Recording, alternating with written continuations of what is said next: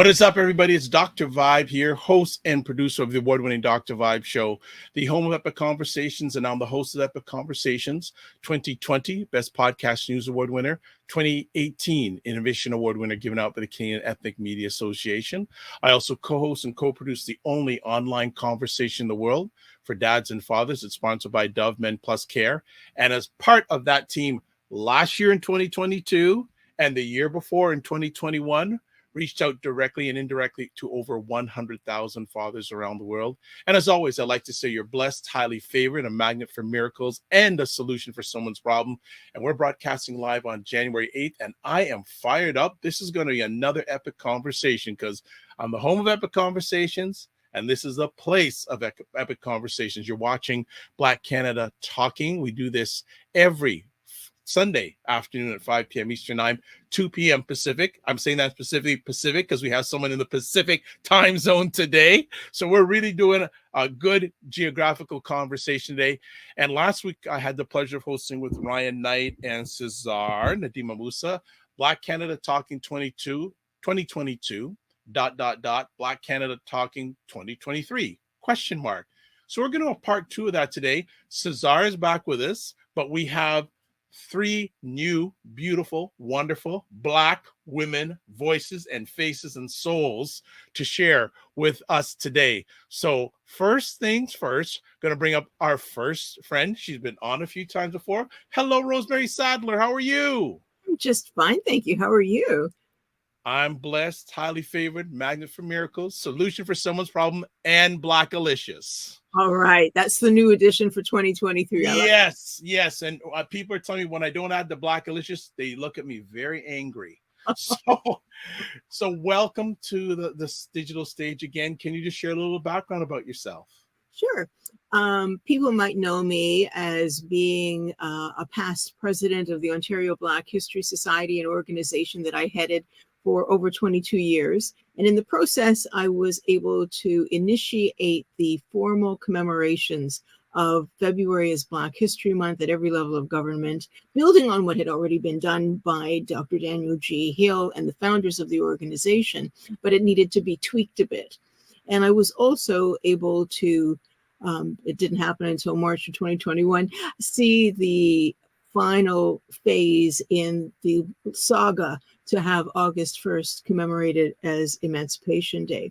And this is among many other commemorations. I'm also an author. I have 7 books out, and I'm a diversity, equity, and inclusion consultant.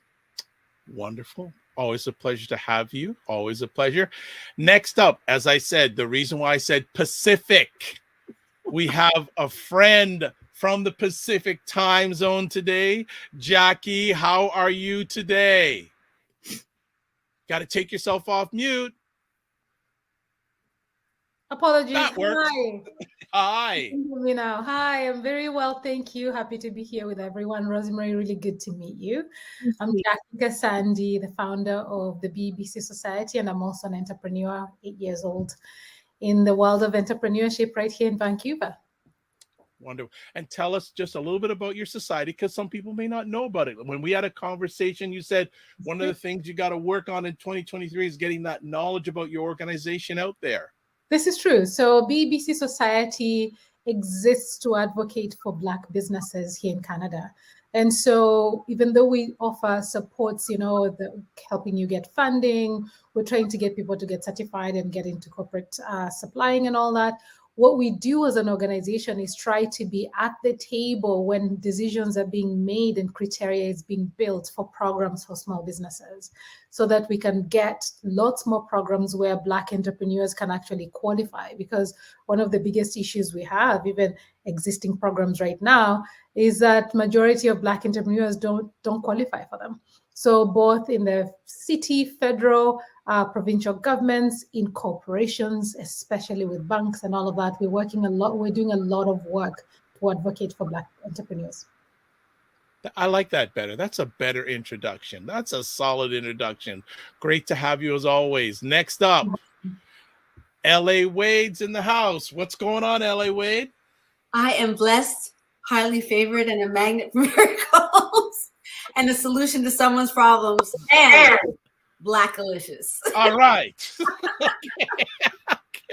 And I'm honored to be here with a mentor and an icon and a budding new venture that I knew nothing about. So thank you for your second introduction, because that was fantastic. That alone will have people going to Google just to figure out how to work with you. I know I will. It's great to be here in the new year. I'm grateful. There's been a lot of deaths. Do you notice that people die a lot near the end of the year? This is when people tend to pass away. And I find it interesting, though, because someone gave me the perspective that during the holidays, we have more time to be together. So when we're able to be together, then at least the person was gracious enough to make it so that we're already all together. And so they're just helping with the transition. But I digress. My name is Ellie Wade, and I am an author of a cute little book called The Adventures of a Recovering Sex Addict, Volume 1, Married Men and F-Boys. And what it is, it's about Callie Church, who's an Afro-Canadian Caribbean woman who has awoken from, well, thank you so much, she's naked on the cover because she's naked in her writing. Let me just put that out there. She's an Afro-Caribbean Canadian woman who is trying to navigate life after divorce, after the realization of her childhood sexual abuse, the death of her father, all of these different things, and how that played out in the relationship she found herself in. And it became more misadventures more than anything. And why we call it sex addict is because it's more of an indictment on our society, in the sense that we lead with sex as a way of building relationship. And so there's a critique to be had here. And Callie Church is starting with that critique so that she can explain to others how she holds herself accountable through the misadventures of her life. So I'm the author of that little short story series. Volume 1 was just released. Volume 2 is coming this year, and a screenplay to go along with it will be released this year also. So I'm very excited for that. I just want to shout out Carlos Anthony, who's a great mentor in that space of writing for me for film and TV. And then, of course, I'm a host. I am the host of Cocktails with LA and the Cocktail Hour. And these are conversations that I get to have about essentially what people thirst for in life and in business. And I love how those two things get to come together and speak to really interesting people. So thank you for having me, Dr. Vibe. And I look forward to the conversation. I'm sorry I monopolized that a little bit. No problem. It's all good. It's all good. And don't think I'm only going to be the only Black man here. You know, I've got the man in the bullpen, the man that everyone loves. He's coming right here right now. Cesar Ndema-Moussa. What is up, Cesar? Hello, Dr. Vibe. Hi, sisters. Pleasure to meet you and pleasure to be on this show with you to review the year and to forecast next year. I'm Cesar Ndema-Moussa, Regional Director of Equity, Diversity and Inclusivity of Eastern Ontario in Child Welfare, and as well President of Roots and Culture Canada. I was lately published in the academic book, The Myth of Child Welfare, in which I address basically, the realities of Black children worldwide in terms of their well-being and welfare, and propose Pan-Africanism as a solution. And I just, there's a book, Trailblazers, about African Canadian history, that came out, and the French version, Visionnaire, to which I assisted in the translation of it. So thank you for having me. Absolute pleasure. This is a superstar conversation. I'm just going to steer the ship because I know you all going to drive the ship. So I'm looking forward to it. Let's just start. Does anyone have any thoughts about 2022 from a Black Canadian lens? I don't want to start, but does anyone want to start off the conversation? Coming from the western part of Canada, I'll say the best thing that has happened in 2022 is that we are starting to connect the West and the East. We're actually starting to talk to each other. We are starting to engage with each other. We are starting, in my opinion, to come together as a Black community as one, because so far we've kind of existed in our little provinces, in our little silos, in our little, the different work that we are doing. But all of us striving to do great things for our community, but kind of in silos.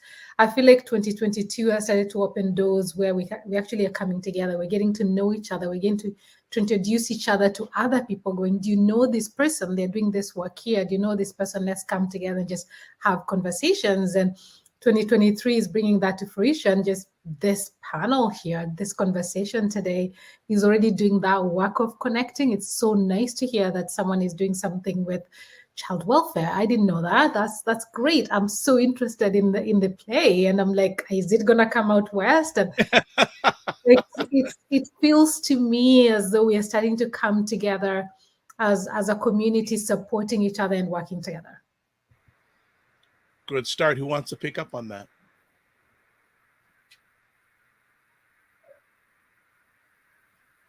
Okay, I will ask, does everyone feel that we're beginning to communicate more as Black Canadians with each other? Yes, well, I think so. Okay. I think so also. I think while we're connecting also in silos. But and what I mean by that is that the space that you occupy, you're able to network and find other people in the space that you occupy in different parts of the world, including across our country. And so while that is good, it's just, I would like to see, I guess, a horizontal connection as well as a vertical connection amongst everybody talking with one another, so that we continue to, I think I heard you say last week, to work together, to collaborate in order to move higher. And so I think that would be a really great way to do it, is to talk to people in different industries that have nothing to do necessarily with yours, but then see how there can be collaboration.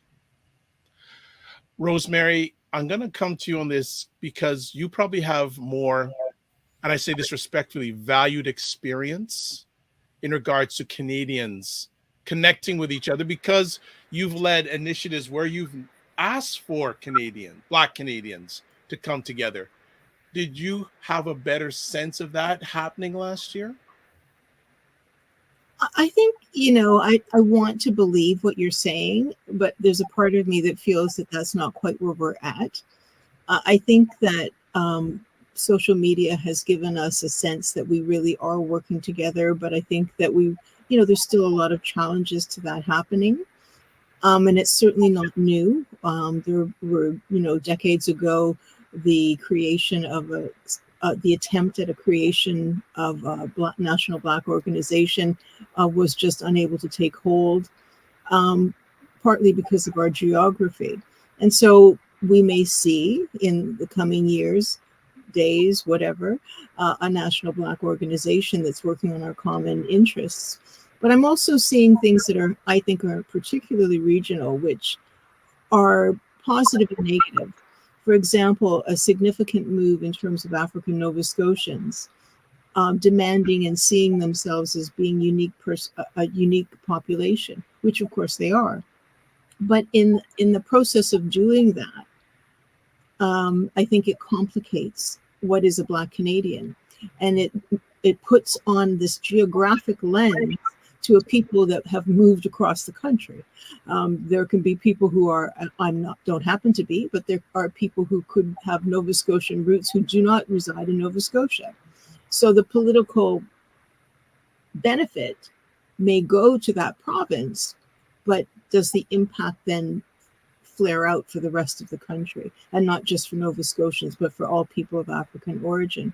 So it's not like a problem, but it just, I'm teasing out how I look at it. Are we connected nationally? And I also think, just one other piece to that, we had a firm focus on a common issue following the murder of George Floyd. And I think that common focus that was widely agreed upon and accepted, but not fully, helped to make us feel like we may all have been working together. And I don't know, history will tell us later, but it felt really powerful especially in the year immediately following. But, I also read social media, and people are questioning what's happening. You said you would do, you promised to commit, you offered to make these changes. And where are the changes? We see the Toronto Police Service, the Toronto, we love everybody, right? And I approach this in a non-political way, a non-partisan way. Not, it's always political, but it's not a political party. We have money being given to the police services, or a plan to give more money to police services, but is the fundamental problem that the police services are being directed to address, being challenged and addressed. So it's yes and no. Okay. And thanks for mentioning that, because if people are following me on YouTube especially and Facebook, tomorrow morning we're going to actually be talking about that on the Morning Vibe. Myself and Ryan Knight, we're going to be talking about especially how John Tory in his upcoming budget has a whole pile of money put aside for policing, but not a lot of money put in for community programming. So that seems to be an ongoing challenge. So we're going to be discussing that. Promo alert tomorrow morning. If you're watching, that'll be January 9th, live at 9 a.m. Cesar, these ladies have laid down some good knowledge. What would you like to add? Well, they very well did, because first of all, if I go with the perspective that was given from Vancouver, the reality is that we still live in a country, Canada, where you often hear the talks about high cell phone coverage because the country is so vast. But when it comes to human conversations, for far too many Canadians, Blackness is from Montreal to Ottawa to Toronto and Windsor. So too often they need a reminder that there are Afro-Canadians in Nova Scotia and the East, and at the last moment they come to remember that Vancouver is not just Asians, or that there are Black people in the prairies and they've been there for more than just the last 20, 30 years, etc. At the same time, and I really like how Rosmeary did talk about, that, sense of connection that unfortunately came with the death of brother George Floyd. But we must never forget that George Floyd is a tree that has an entire forest of so many Black men, but as well Black women, Black children, Black seniors, Black disabled, Black LGBTQ, Black immigrants, Black who don't speak the Queen's English nor the French of Molière. They're just Black. And as such, what we really see, notably in 2022, is the reality of the wrongly and falsely called Freedom Convoy, which was never really about freedom. Because when us Black people, we speak about freedom, when we stand up and we fight and we walk for freedom, that's because there are people who have been dead before. There are people who are dying right now. And so many of our leaders, men and women, will die after for daring to stand up and speak up. So what we saw in Ottawa, where I reside, was 3 weeks of behavior by a crowd for which we have zero doubt, just as in the US with January 6, 2021, we know full well the treatment that would have occurred if they were Black or Indigenous in majority. At the same time, we have to always stay, some people try to use that term as an insult, but as Black people, the reality is this: we have to stay woke. We have to remain awakened to the fact that George Floyd, that was 2.5 years ago, and you give the example of Mayor John Tory in Toronto. Close to us here in Ottawa, Pembroke City, under claims of budget, has canceled the EDI committee. So you see, it's always a pendulum where you end up having that moment of so-called righteousness, where basically institutions, but as well people, want to be on the good side of history. Given a little bit of time, they just go back to the good old ways. So as Black people, we do not have the privilege of being relaxed, because at the end of the day, all that we are really doing, all that we're standing for, 2022 as 2023 and beyond that, is always for our ancestors who died for us and for our children who will survive us. So, all right. Anyone want to add to anything that's been said so far? I like what you said, and I certainly, I think that, if we don't deal with the roots of the problems just continue. And I mean, that's just the reality. And it's more time consuming and challenging sometimes to deal with the roots of the problems. But if we don't do it, they will just continue. Maybe they'll be silenced or covered up or erased momentarily. But at the end of the day, you have to come back to them. Actually, I would like to ask a question about what people's thoughts are regarding the mayoral race that we had, where there was a policy analyst, a Black woman, I can't remember her name, who was very informed and a really great speaker when it came to representing, diversity and inclusion in a real way, not just through representation. At least I felt so when I hear her speak. But I would say that her appearance may have been something that maybe a stylist could have taken care of, so that for unfortunately, a lot of us melanated people look at things visually in a particular way, and we don't associate. And so when we have these conversations, I feel like we're not having a conversation about just Black issues. I think there's a class issue. Rosmeary has her hand up emphatically. You've turned on to something with Rosmeary.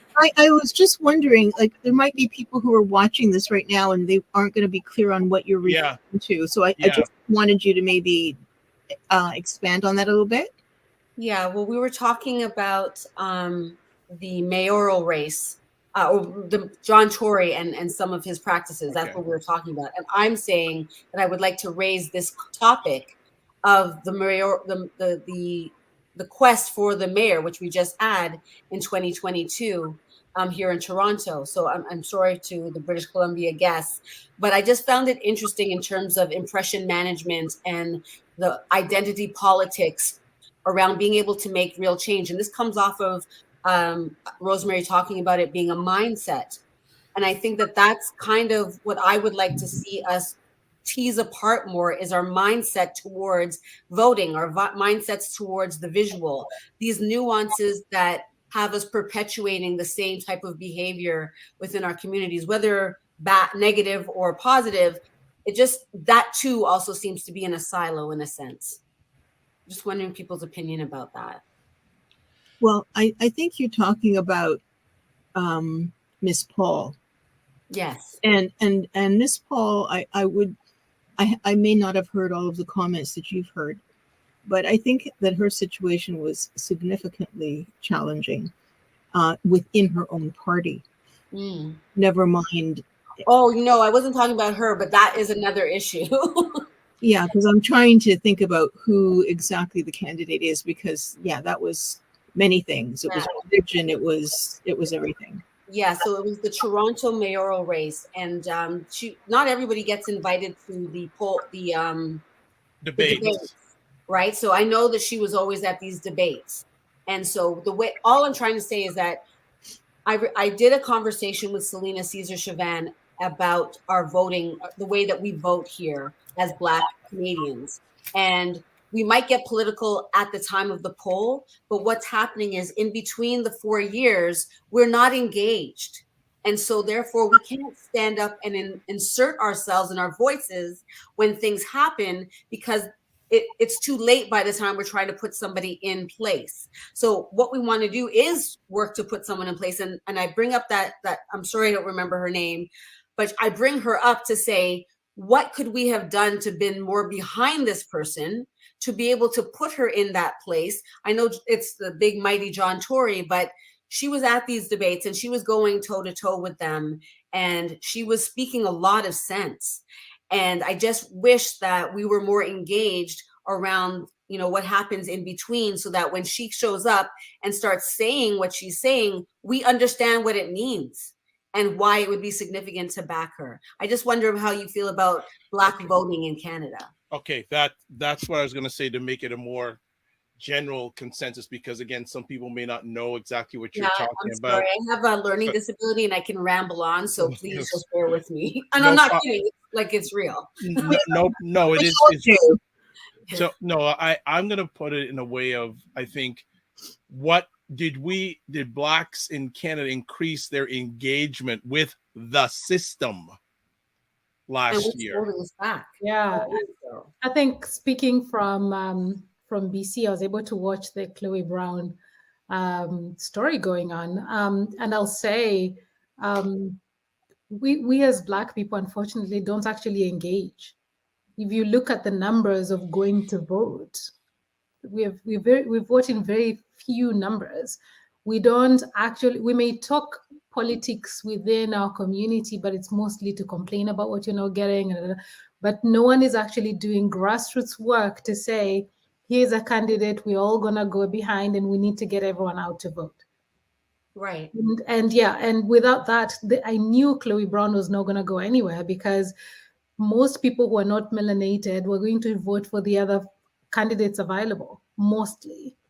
But our community, including anyone who was POC, our numbers are usually very low countrywide in terms of voting. And if we don't go out to vote, there's no way we can actually progress in any way in having people that look like us in our politics. In BC, in Vancouver, we've had Dr. Fry, a Black woman, for 28 years.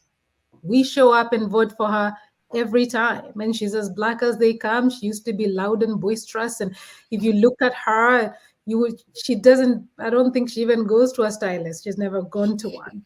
Like, she doesn't look the way you would want them to look to see if they can be voted in. But it just takes people of color being engaged and actually going to vote, not just talking about it, not just complaining about the system, not just complaining about the cops. We have to show up and vote. And I don't think that happens. We have very few Black people, or actually just POC, who are not Asian, in politics right now, just because POC engagement is very slow, and that's universal to all of us, to everyone. I think there's the other side of that too.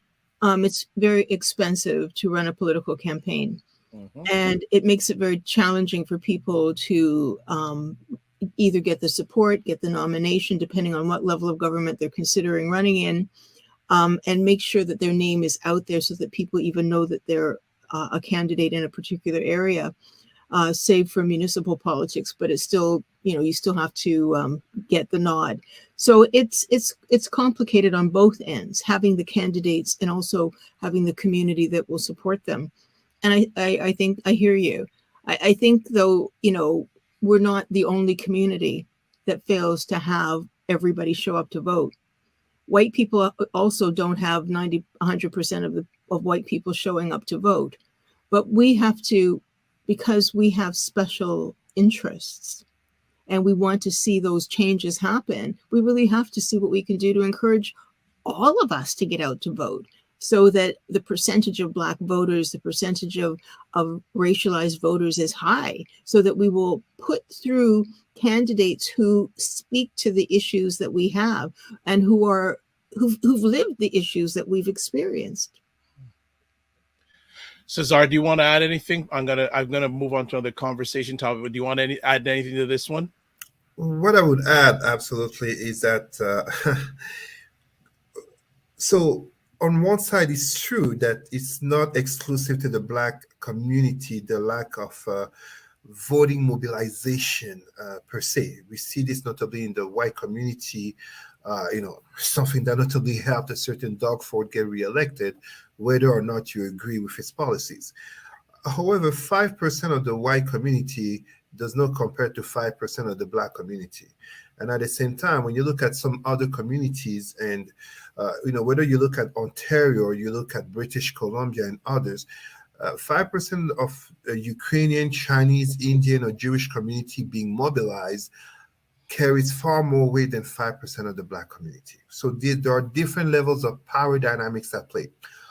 At the same time, in terms of the general Black population, and I have to say it again, this is where I notably speak of the three cancers of the Black psyche.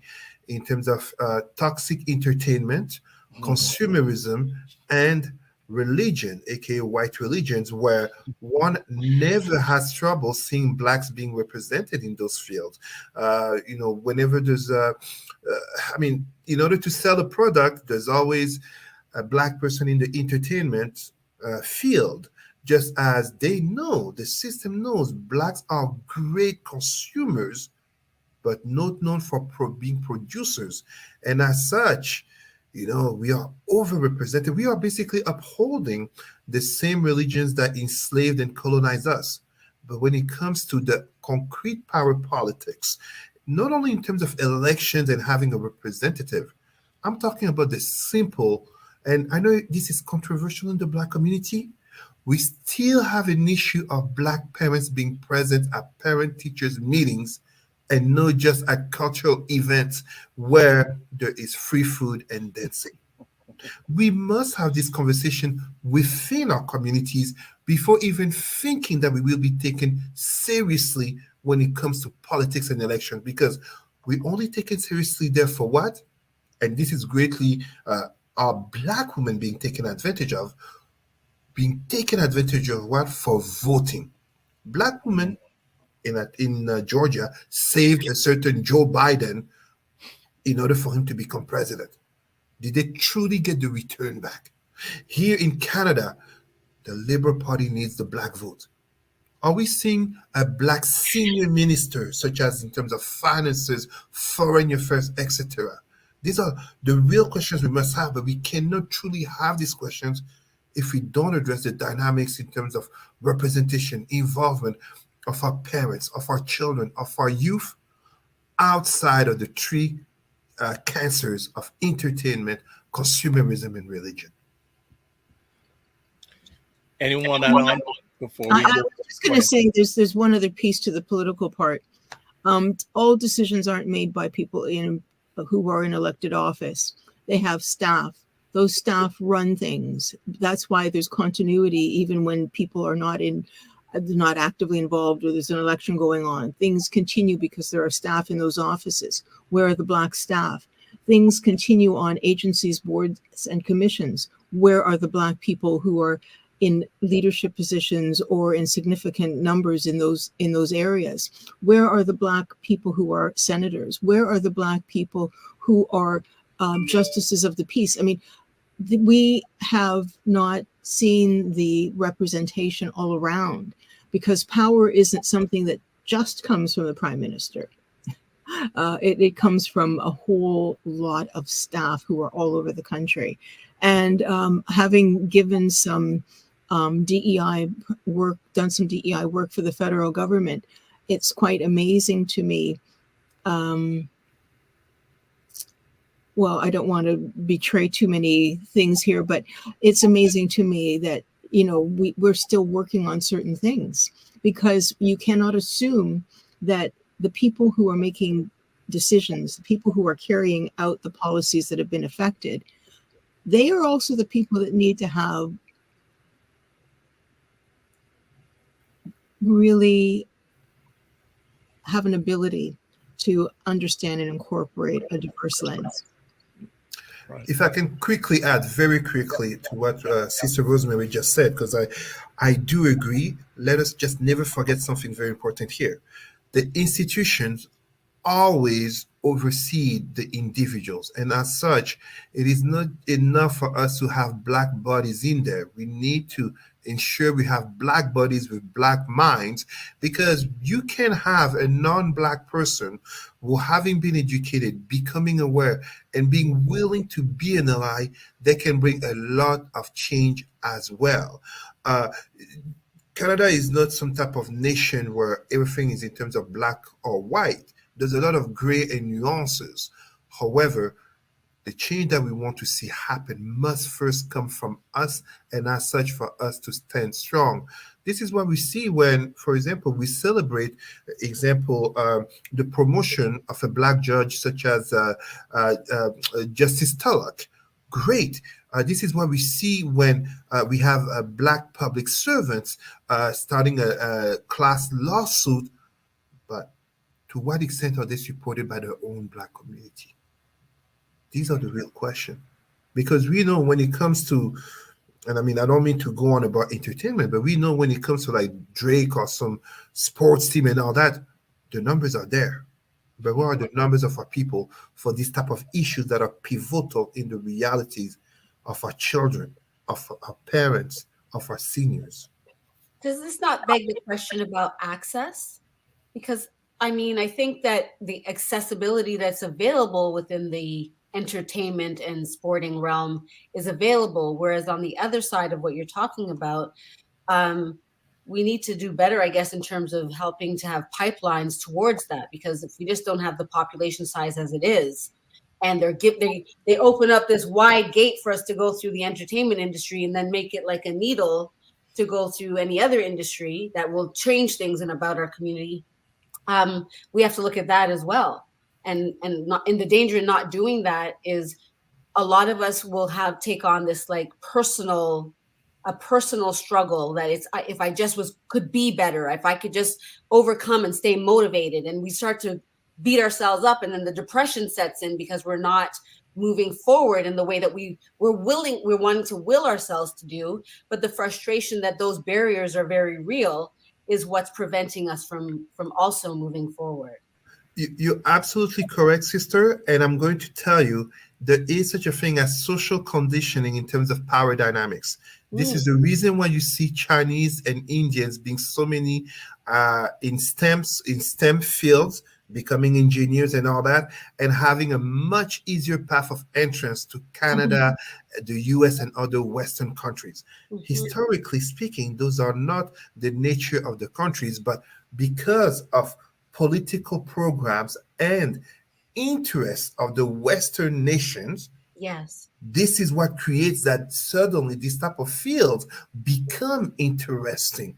If it wasn't of the Cold War, Henry Kissinger and Richard Nixon would not in 1972 have opened the doors to China, and suddenly you see an influx of Chinese students coming to American universities to become engineers and other STEM. Imagine if that was done with Africa. Oh, no need to go to Africa and the Caribbean. We have Black people right here. It's not something that's being valued for our community. This is why by default, using very stereotypical names here, this is why by default we have little Tyrone and little Shanika becoming wired to be more interested in becoming entertainers than to become enter STEM fields or even social sciences to uplift the community. It's a conditioning and wiring. Yeah, it's a conditioning, but it's also sorry, I just went to the idea of hiring too. So I mean, people may well have the skills, the experience, have you, and when they go to try to get in, they're repeatedly denied. And it isn't about the name on the resume, it's when they see that you are not what they expected when they open the door. It's like the rental unit is suddenly not available, the position, oh, you're suddenly not suitable for whatever reason. Right. And that's so key and so important to the work I'm doing, because we have to create those spaces ourselves now. We know that the reality is, if you look like me, I can't go to the bank and get $250,000, even though I should get it. Someone who doesn't look like me will go and get it. But we now, within ourselves in the Black community, we have to build the spaces and make the tables bigger ourselves. And the other thing is we have to build confidence within us. A lot of us, a huge issue is a confidence issue. People who are immigrants who came when we came here, or if you came with your parents, all you did, you'll see your parents work 2-3 jobs, try to get you to school. And that's all we had as examples. And the people we saw in the media were the entertainers. And then social media came and we are like, wait, I can be an influencer and I can get paid, I can make money easier. And now the pipeline has gone that way. We saw parents struggling, and then here's an easier way we can make money. But the two things don't change our situation or improve our generational wealth as a community. So we have to build the tables. We have to push people off of the table and add the table or extend it.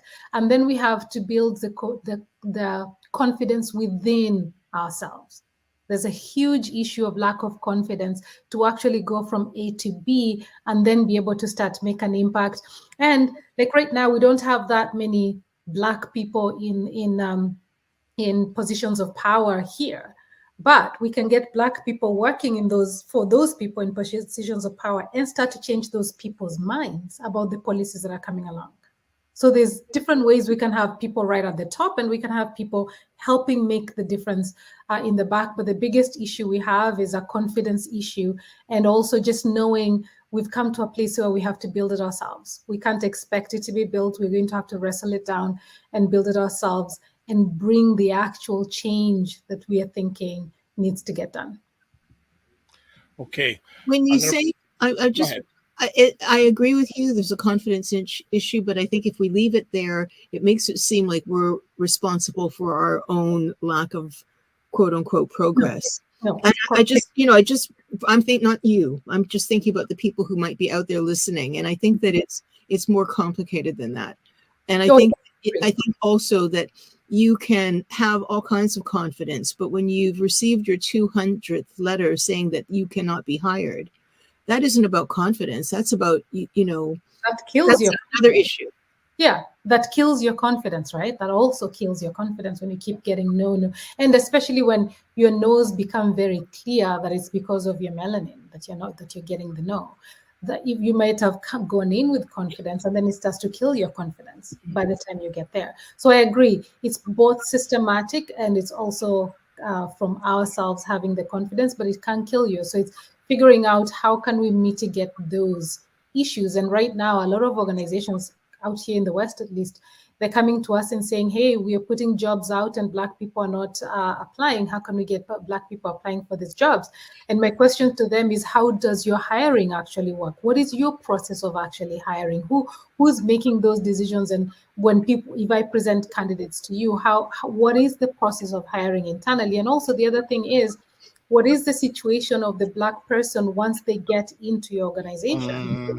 We also talk to each other. If I worked at BCLC and the situation was so toxic for me as a Black person, I'm not going to tell anyone else to go work there just because of how difficult it was to exist in that space as a Black person. So what is the culture also internally for a Black person to be able to not only survive in there, but thrive and progress within the ladder? So it definitely goes both ways, and it's much more nuanced than just confidence by itself.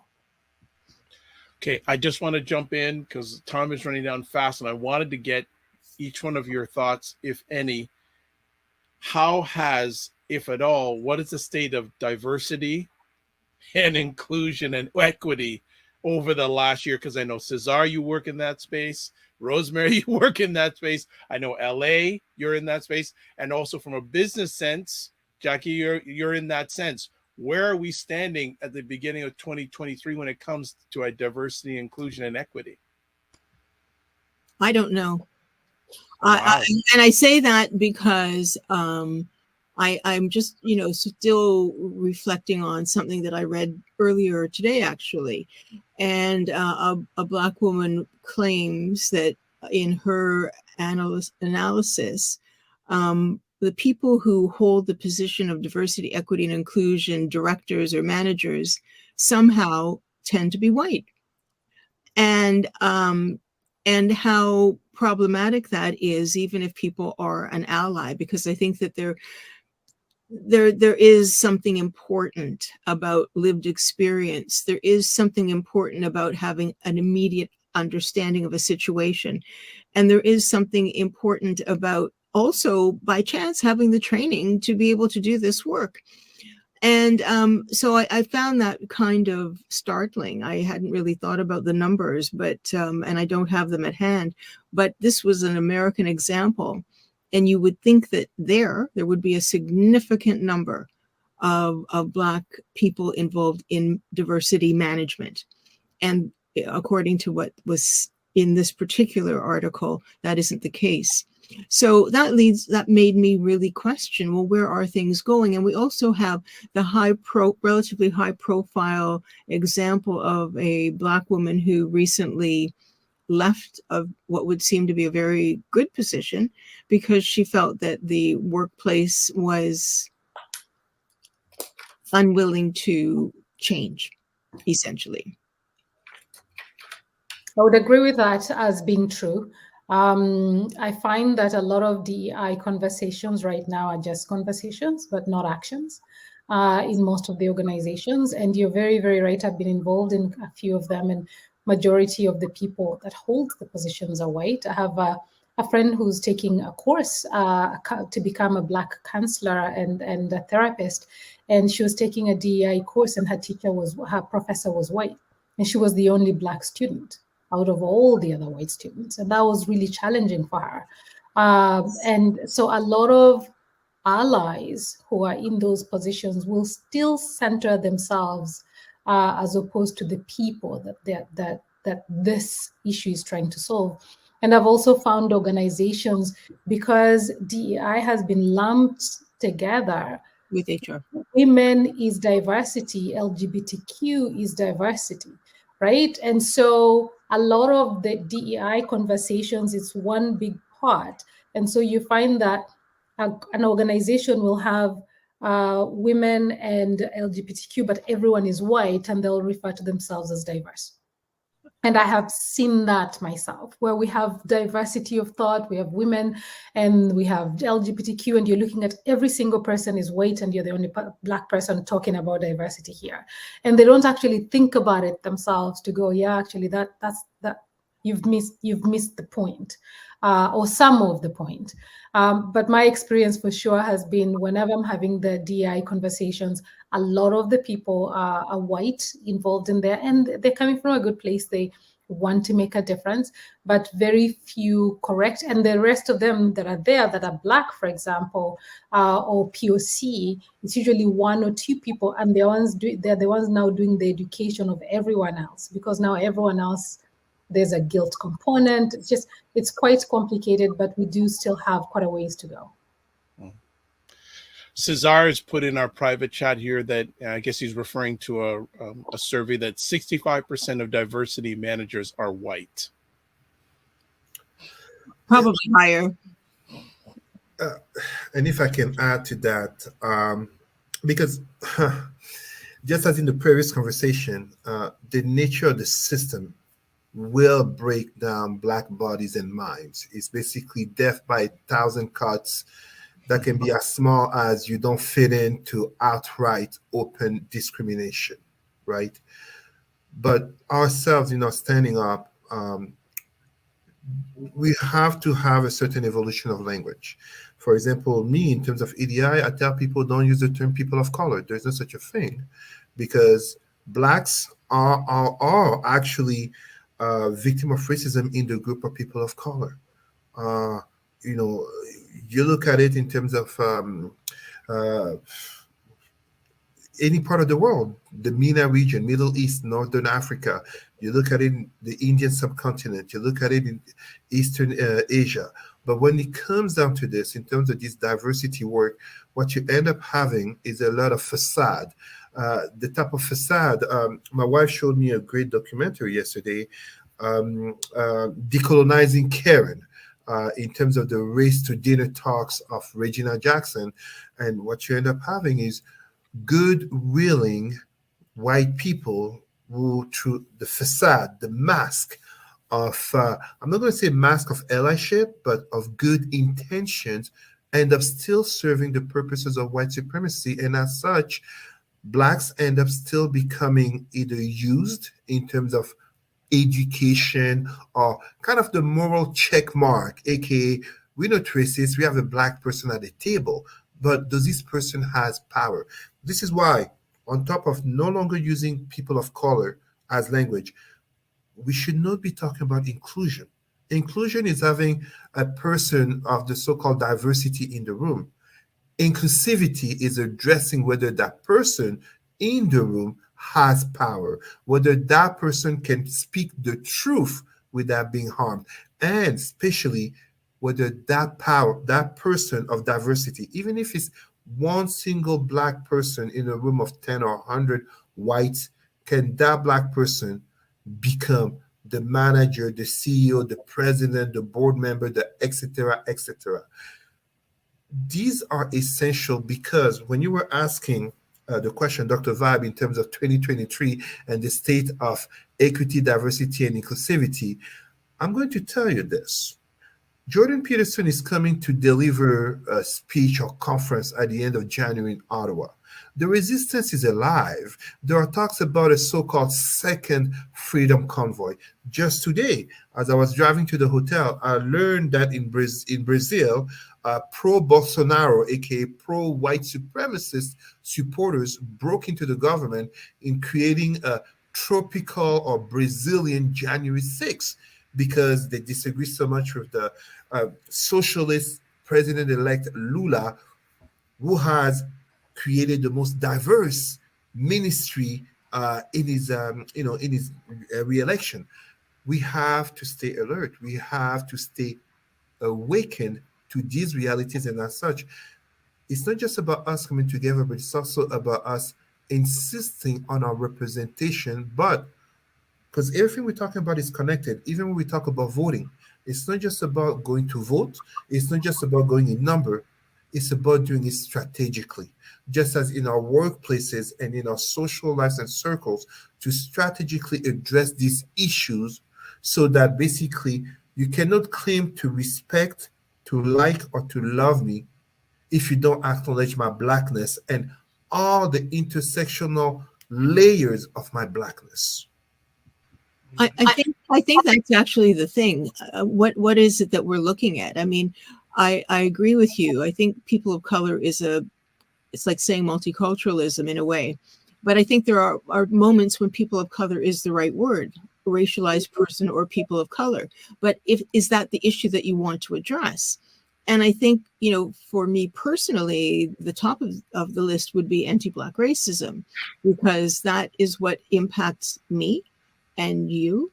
And often those measures that have come about to address anti-Black racism end up making things better for everybody because of the corrections that are made to social policy and the funding that goes into that social policy. So it isn't that people of color is a bad term.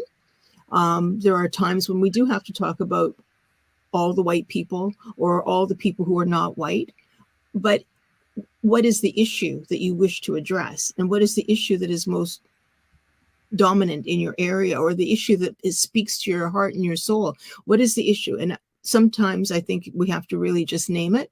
And that issue, I believe, is anti-Black racism. I think for me, when I go into a DEI situation, I can speak with authenticity about my Blackness. I can only speak in a tangential way and an allyship way, and also, of course, about being a woman. But there are other diverse issues that I can't speak to from my own experience. I can only be an ally or be kind or be understanding or be open. And so, yeah, I think anti-Black racism continues to be an issue that we need to address. Okay, L.A. Wade, do you have anything you want to add? I would just say that a lot of people that are able to occupy places of diversity and the representation of melanated people also tend to be higher in the socioeconomic status. And sometimes that is a blinder to being able to help those who don't have the same socioeconomic status, or I feel like there are sometimes nuances that need to be teased out a little bit more for us to truly talk about diversity and inclusion, because we're able to label all of the different areas that need to be included. But I feel like class is something that is nuanced within the way that we see and the way that we interact with each other, and the expectations we have on other people that look like us, based on our own perspective. And I think it would be really great to have some commentary around those nuances, because I think that's where the trust issue, the lack of the confidence, the lack of confidence, I think there might be something in there. It may not feel safe for some people to feel like they are included in an inclusion conversation. All right. Well, we're coming near the top of the hour, so we're going to have to start winding down, because I know all of you got stuff to do. So what I'm going to do is I'm going to ask closing comments in this regards, in the fact that what would you like to see change from your Black Canadian lens as we enter into 2023? We're a few weeks in. Are there any things that you'd like to see? What would you like to see change for Black Canadians, or even little initiatives?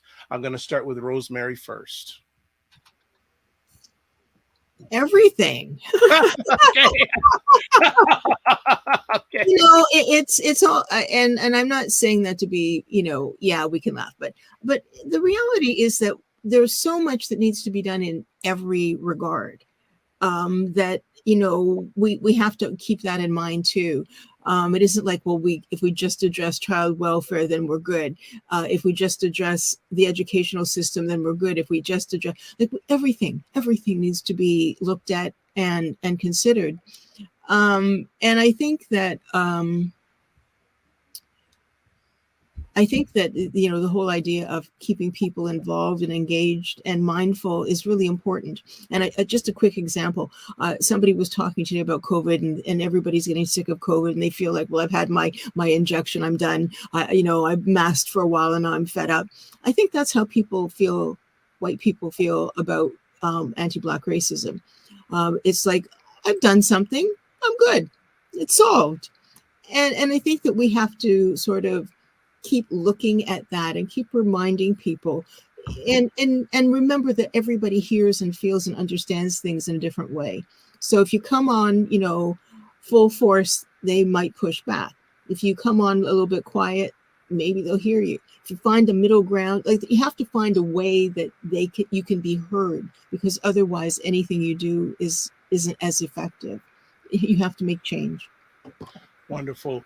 And Rosemary's contact information, if you're watching this live or on replay, is on the screen. Rosmeary.Sadlier. That's Sadlier, by the way, @gmail.com. So Rosmeary, thank you so much. Next up, we're going to go to Jackee. Oh, yeah. Thank you so much for today. I think this was an interesting conversation, and glad to have been part of it. For me, coming specifically from the side of how am I helping us in the community build wealth, is my focus this year is to get as many Black organizations, many Black entrepreneurs as possible supplying to the government and corporations. I basically want to bring new larger customers to our Black entrepreneurs that already exist, or the new ones that are coming up, just to expand our base of how much more money we can make, with the government being the largest buyer in the country, and a lot of large corporations wanting to engage with Black suppliers. My entire focus this year is to get 20, 50, 100 entrepreneurs in that space, so that we can start to make a difference in our community by creating more wealth. Wonderful. And there is, again, if you're watching live on replay, email address Jackee, that's JACKEE Kasandy, KASANDY at BEBCSociety.org. Next up, LA Wade. Yeah, it's an interesting question, and I think I would just simply state that I would like to see more compassion amongst one another, and then impacting transformative leadership. I think it's really important to be able to see leaders with empathy, and maybe not being able to change anything specifically, but at least sometimes people just want to feel heard. And I think that goes a long way. Short and sweet, to the point. You can find her. This is LA Wade at gmail.com. On all platforms. She's on so many different platforms, and all with a good purpose. Thank you so much, LA Wade. And we'll have Cesar close it out. Thank you, Dr. Vibe. And I mean, you already know and already addressed it.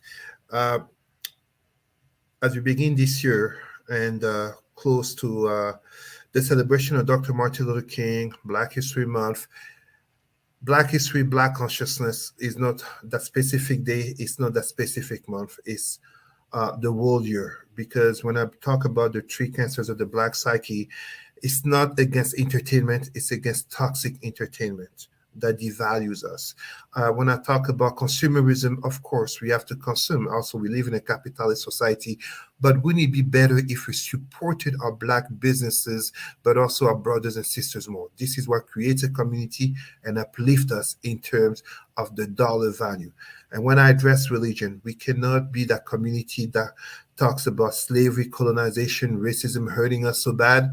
But here we are praying to the gods and being part of the religions of our oppressors, because our Black community deals with too many traumas, religious trauma, self-confidence, self-esteem, etc., etc., in a reality where we constantly have to put on a mask, have to code switch, and survive death by 1,000 cuts for a paycheck, for our children, to keep smiling, to be the grandmothers, the fathers, the mothers, the aunties and uncles in a community that too often is seen through stereotypes. So our Black people, it's a new year. Let us stay strong. Let us be together.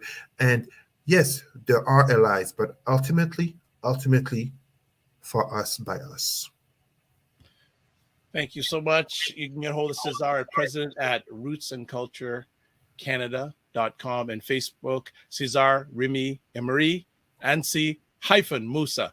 I ain't going to spell it out. You got to watch the replay if you didn't get it the first time. All right, family. So I'm going to say this. Thank you to each one of you for taking time out of your positive, productive schedule to share with us. And I hope you can come back again if you have the time. Cesar's on a regular basis. Ladies, you're more than welcome to come on bi-weekly and join our roundtables if you have the time. Would love to have you back, and I know our audience would like to have you back. I'd like to wish each one of you and your family and loved ones and the people that you serve a blessed and a positively flourishing 2023. Thank you. You're welcome. And I'm going to add, just Jackee had some additional ways you can get a hold of her. There's the organization, BEBCSociety.org, and her personal website, Kasandy.com. So we got it all in, folks. And I'd like to say thank you so much for your time, and we'll see you soon. Be well. Pleasure to have met you all. Same. Take care, everyone. Take care. Have a great one. Be well. Keep the faith. And there we go. So there we go, family. Another epic conversation. I'd like to say some quick comments. Welcome again to Dr. Tatch, who hosts the livest conversation about media, tech, and pop culture. You can catch your 5 p.m. Wednesdays, 5 p.m. Eastern Time Wednesdays on Instagram. And it's called Mediascope, by the way. And also 6 p.m. Eastern Time on Wednesdays. You can catch her on Facebook, YouTube, LinkedIn, and a whole bunch of other things. She's even on a gospel station down in the U.S., so you can catch her there. Also, long time no hear, Sylvia Paris. So good to see you. Hope you are doing fine and keeping safe, especially with our Black Canadians on the East. So, as always, a few closing thoughts I have here. So let me get to them if I can. Let's get to it quickly. There's so much stuff managing all of the things today. So, as always, subscribe to the Dr. Vibe channel on YouTube. For those who may not know, New Year's Eve, I passed 1,000 subscribers on my YouTube page. Big celebration for that. So thank you so much for that. If you're following me wherever you are tomorrow morning, not tomorrow morning, over the next few weeks, I'm going to be doing some webinar on how to launch your podcast. I've been hired or asked by Innovation Guelph, an organization that serves the Guelph, Ontario business community, to do that. So there's the link there if you want to catch it out. It's free. It is free. This Monday, tomorrow, join us on the Morning Vibe, myself and Ryan Knight from the Afro-Caribbean Business Network. We're going to be talking about John Tory wanting to police budget by nearly $50 million in Toronto and its impact on marginalized communities. And also, if you want to promote your business or service on the show, please contact me at dr.vibe at the.drvibeshow.com. And finally, all the different ways you can contact me. Website, email address, so website, the.drvibeshow.com, email dr.vibe at the.drvibeshow.com, YouTube, Facebook, LinkedIn, The Dr. Vibe Show, Twitter at drvibeshow.com, and Instagram, the drvibeshow.com. And you can also catch replays of this wonderful thing, LinkedIn, YouTube, Facebook, The Dr. Vibe Show, website, The Dr. Vibe Show. That's it. That's all. Said too much. I got to have a great conversation with these wonderful people who took part in this. So as always, live your life as a dream. If you can dream it, you can make it. Sometimes you have to get smaller to get stronger. Block assumptions, then aim bigger, aim better, aim higher, aim wider. Love, faith, and respect. And remember to give yourselves grace, and don't just manage your time, manage your energy. God bless, peace, well, keep the faith, and we'll see you on the road.